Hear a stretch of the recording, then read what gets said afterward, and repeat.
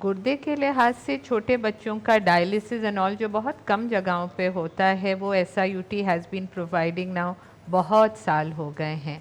मगर अभी हमारी जो लास्ट प्रोजेक्ट थी एक ख़ास पीडियाट्रिक मतलब हॉस्पिटल का था जो बिल्कुल कंप्लीशन पे है, और मेरे ख़्याल से in the second half of this year वो प्रॉपर्ली शुरू हो जाएगा।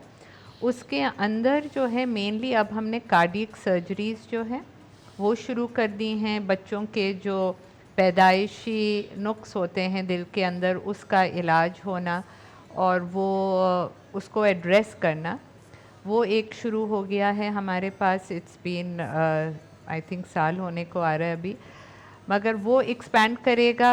गुर्दे का तो हो ही रहा है, उसका कैंसर, उसकी डायलिसिस, उसकी हर चीज़।